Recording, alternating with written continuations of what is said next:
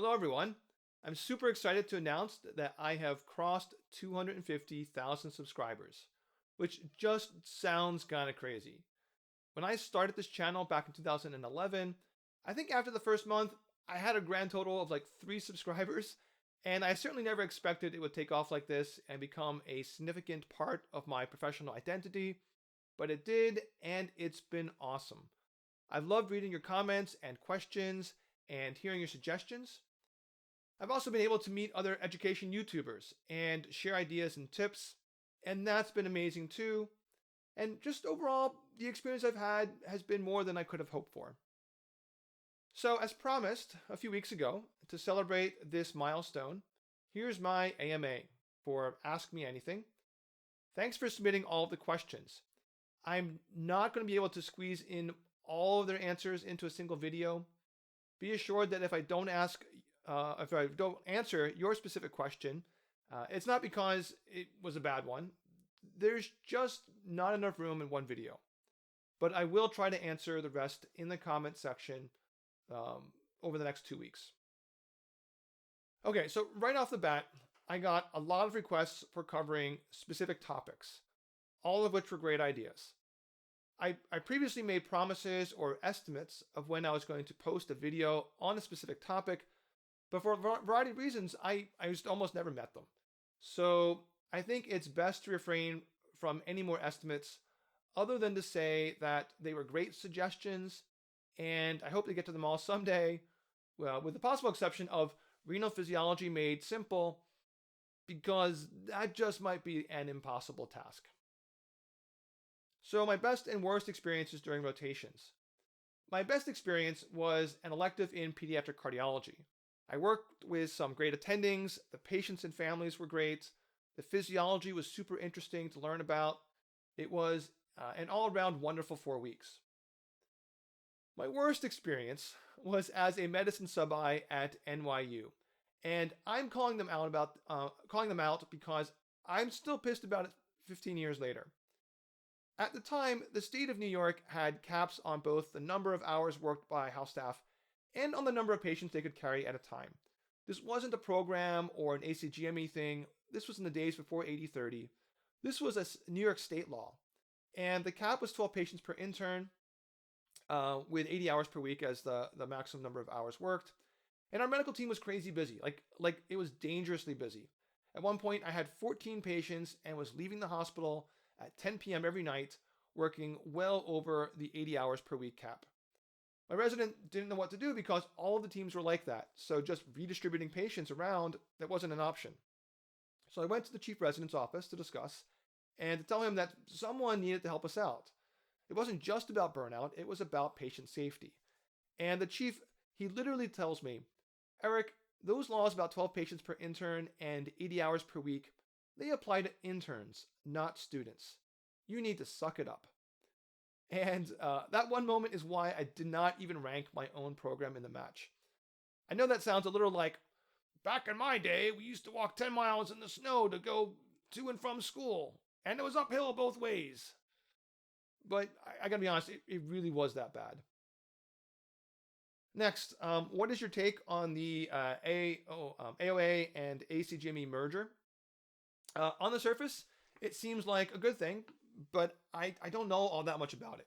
If someone has a reason that it's not a good idea, feel free to let me know, educate me, post it as a comment below. Do you have experience with healthcare outside the US? Yes, I do. My wife and I took a year off from med school between our 3rd and 4th years, and we spent 6 months of it at a hospital in Papua New Guinea. We spent some time on the medicine and pediatric wards, and we also completed this epidemiological study of intimate partner violence, which is it's like phenomenally common in that country, with possibly the highest lifetime prevalence of anywhere in the world, at least according to the research we did at the time. This was an amazing and terrifying experience at the same time.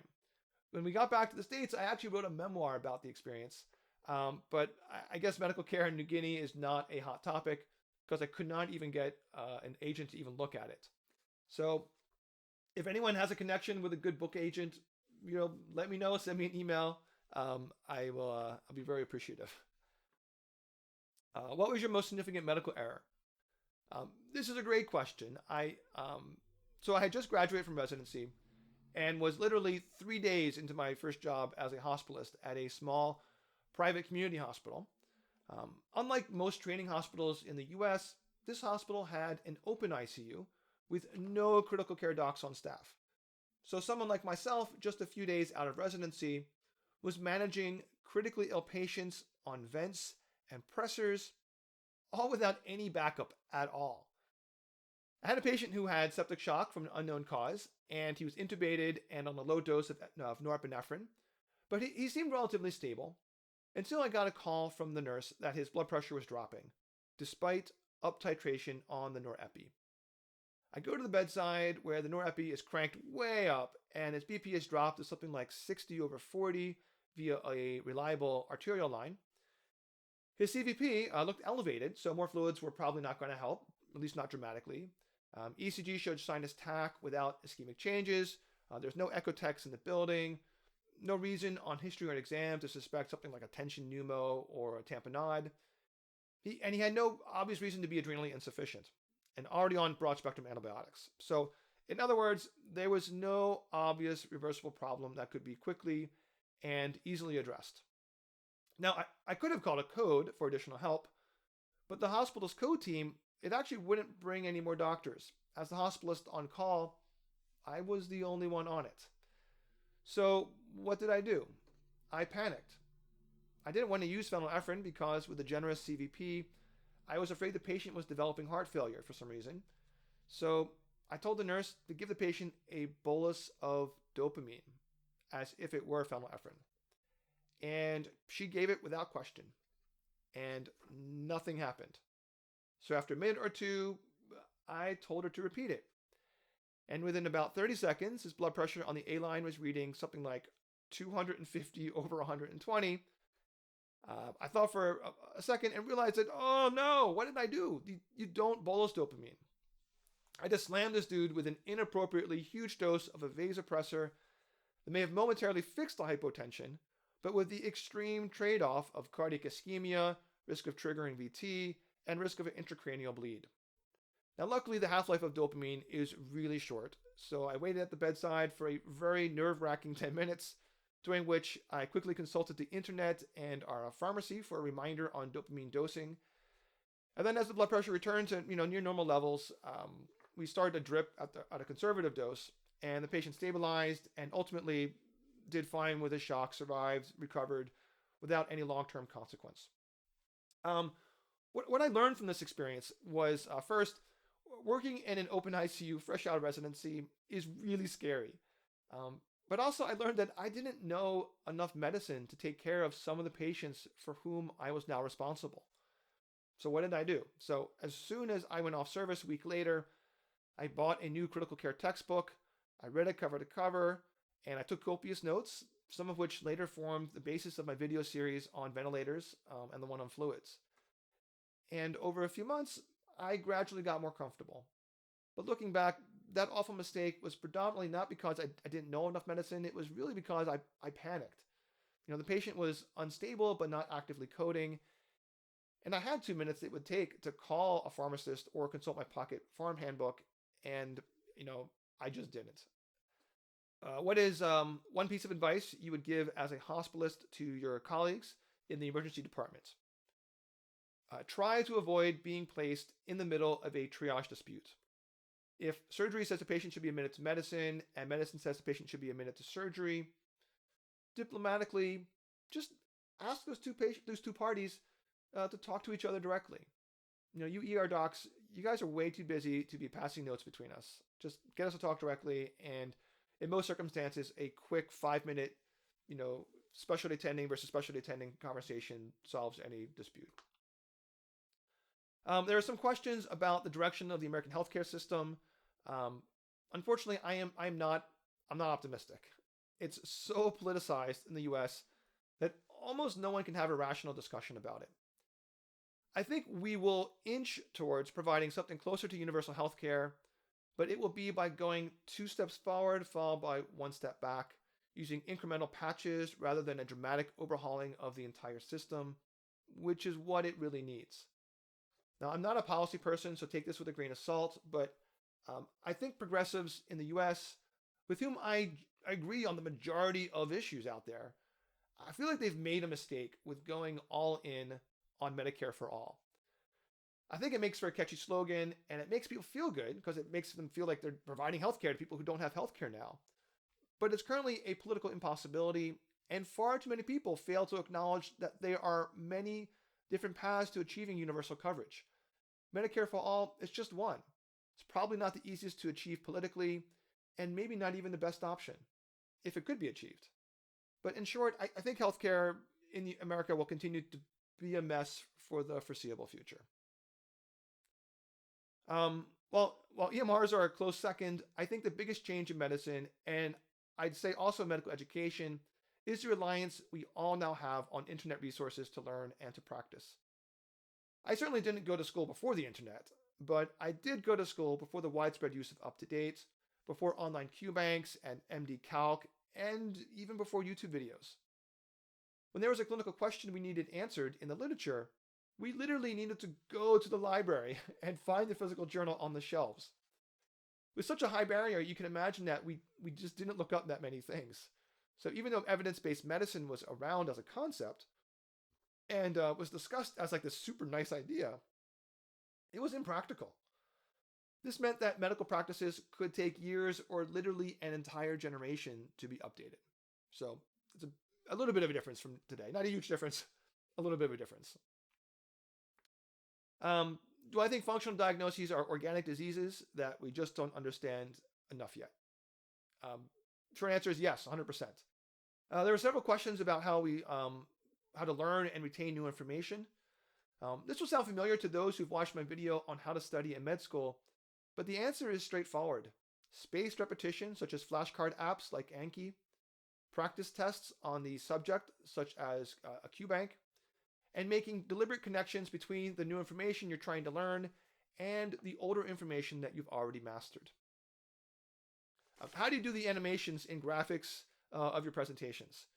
So this is actually a question I get frequently emailed about. So instead of giving a quick answer right now, I'm going to commit to posting an entire separate video about it in the future.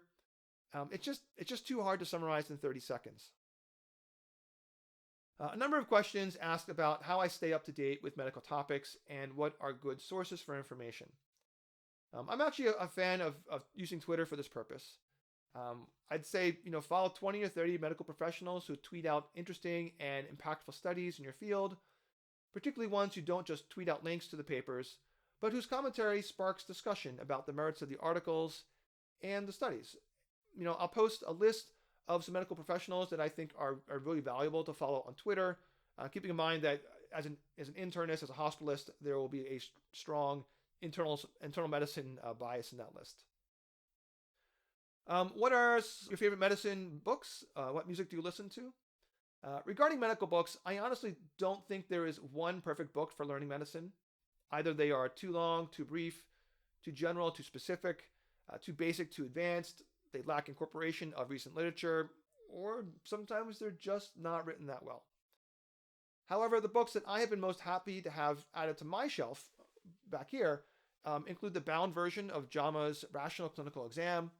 I really like Steve McGee's Evidence-Based Physical Diagnosis, and Sapir's Art and Science of Bedside Diagnosis. Though I think that last one is probably more interesting than it is useful. Although I'd hesitate to call it a book per se, Pocket Medicine is an indispensable resource for internal medicine residents and also for clerkship students on their medicine clerkship. Regarding music, I listen to a huge variety of stuff, everything from classical to Guns N' Roses. The band I've played the most over the past several months has been this Icelandic group called Of Monsters and Men, who are awesome. You all should definitely check them out, and I'm really happy that it's my son's favorite group as well, which is super convenient when we're driving in the car together. From a doctor's perspective, what do good nurses do and don't do when communicating with you? I want to emphasize that as a doctor, I'm not the final judge of what does or doesn't make a good nurse. Like that's not up to me to judge, it's up to other nurses and really up to the patients.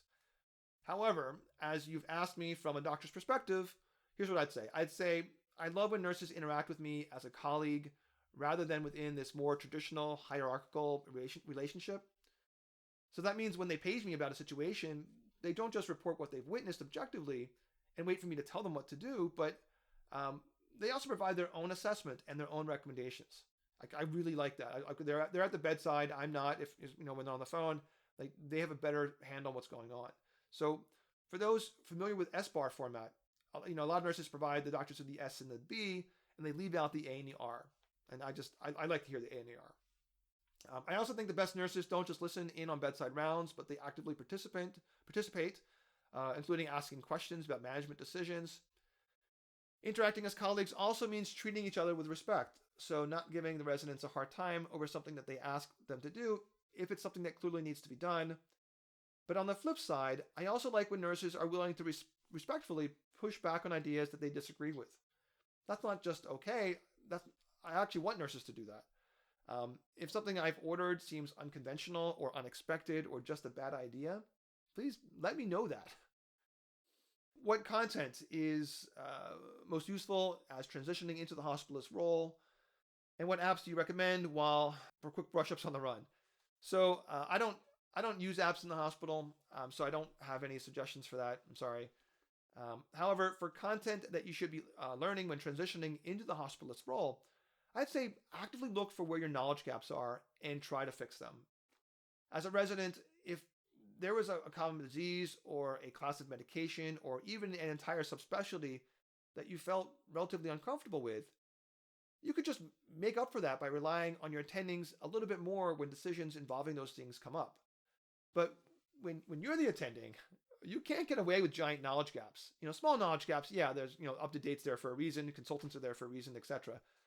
But you can't be calling cardiology every time your patient has an ECG. So look for those gaps that you have and fix them. As I talked about a few minutes ago, I learned that the hard way with pressors and vents. I got a lot of questions about IMGs and the match for IMGs specifically. Unfortunately, I just don't know. I need to plead ignorance here. I'm not currently involved in the residency application process, and I haven't had the opportunity to work with a recent IMG for several years. So I don't know what the match is like. I can imagine it being worse than it used to be, but I don't really know. Thoughts on climate change. How long do you think human life on Earth will survive the now runaway climate changes? And how about other life forms on Earth? So here are my thoughts. Climate change is happening and is predominantly, if not solely, caused by humanity's reliance on fossil fuels. Climate change is one of the greatest threats humanity currently faces, and we're not doing remotely enough to address it. Particularly here in the United States. Even the most aggressive plans, like the proposed Green New Deal, I think they're going to fall short. It's not going far enough. The technology and the science are here, and we could do this we could address it if we wanted to, but the political will just isn't there yet. There's too much fake news about climate change. However, having said that, I don't think man-made climate change will literally wipe out human life.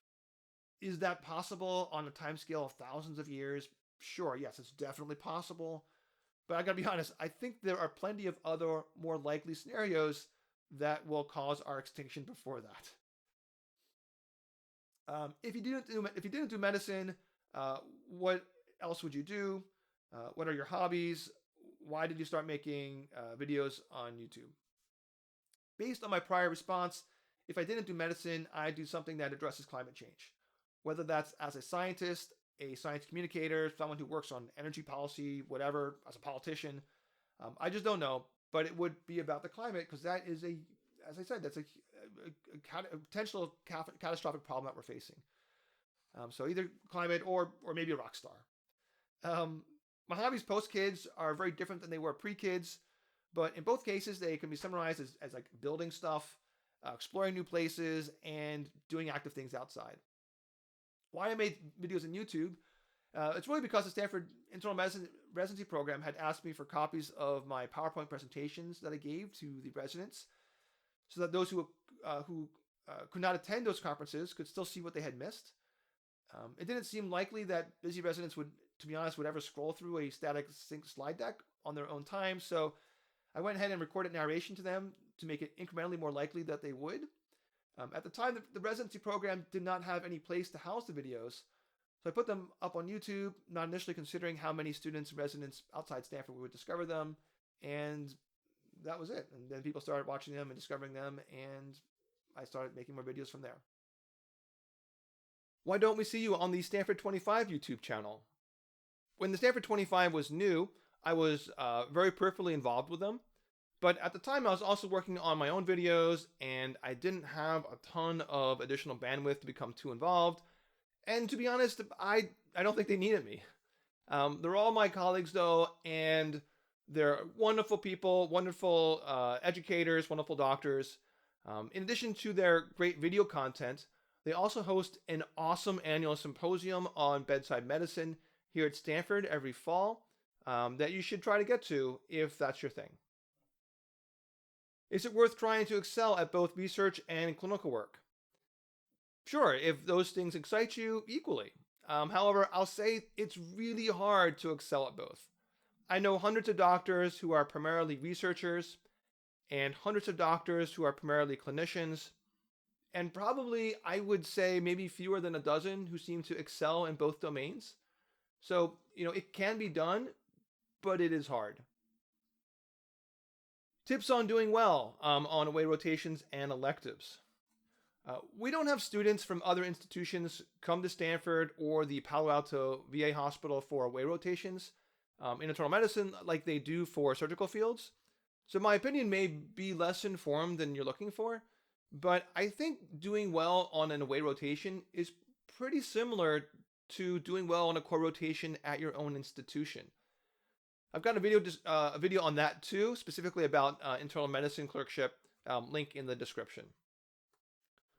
What are the pros and cons of having a very tough USMLE exam, and should Europe try to adopt one? Wow.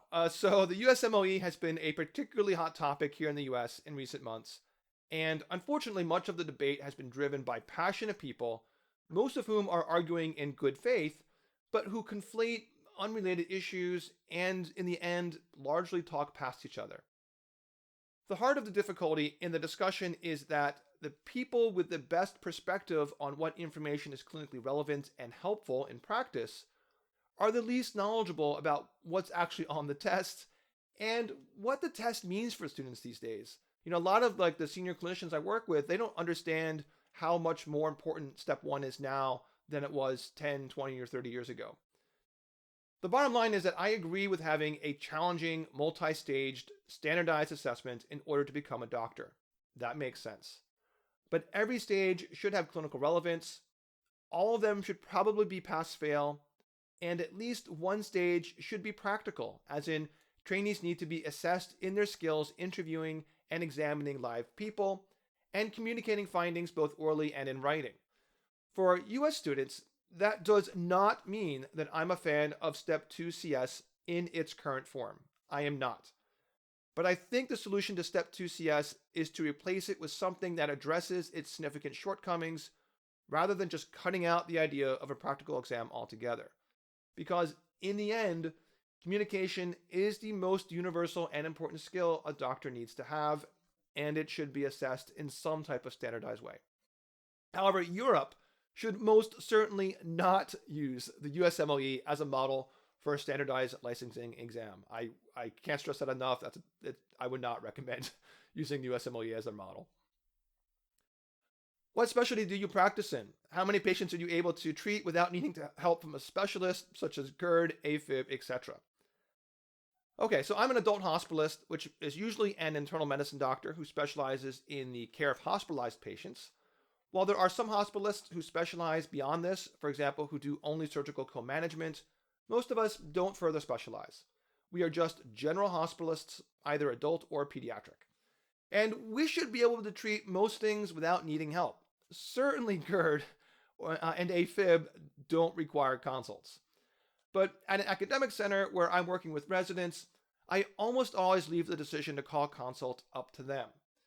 However, if I was working with the same population of patients on my own, which I honestly don't do, I'd estimate that probably only about 25% of my patients would have a consult called during their admission. So the vast majority of things I can handle on my own, as can any, routine hospitalist. Any news about the clinical reasoning curriculum? I'm really glad that someone asked about this and remembered about it. For those who don't know what this is referring to, about a year and a half ago, I posted a video in which I mentioned that I was part of this team that had just gotten this big grant to develop a robust, free, open access clinical reasoning curriculum, and then nothing was subsequently posted, with the exception of the approach to symptom videos. So what happened here is that our team filmed and edited a whole bunch of patient encounters, and we developed outlines and scripts for some didactics and recruited some folks to discuss on video cold cases in real time as they were presented to them. And we were so excited. This was going to make this awesome resource. And then our institution decided, I guess they learned more about it, and they objected to our pre-stated intention to distribute the videos via YouTube. And we have never reached a mutually acceptable solution to the question of distribution. So I decided to step back from the project, which meant that none of the video production component moved forward. I now have literally like 25 plus videos, some totally done in the can, so to speak, some needing some editing work, sitting on my hard drive, waiting for a resolution to present itself. I personally would just as soon repay the grant in exchange for the intellectual property ownership, which currently belongs to Stanford, but then I could, pretty much our whole team could do whatever we want to with this content. But unfortunately, that decision is not mine alone, and not everyone needs to agree to that decision, and currently not everyone does.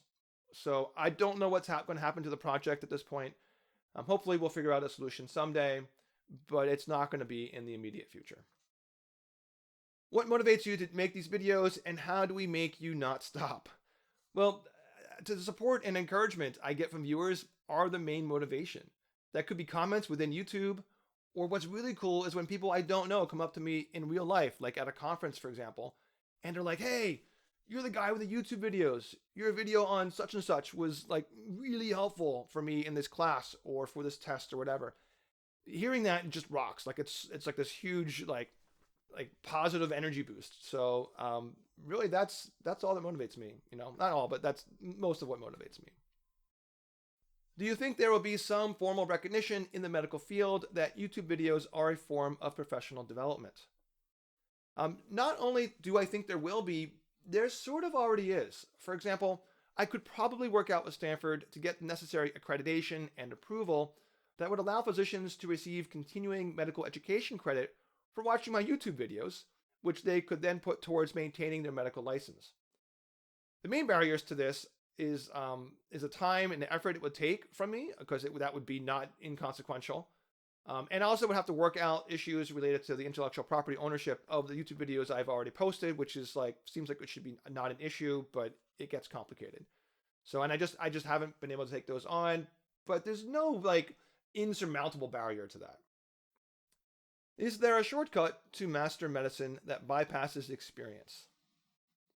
No. I mean, experience is a necessary but not sufficient requirement to master medicine. That's all I'm going to talk about in this AMA. I want to make sure it doesn't get so long that people aren't going to sit through it.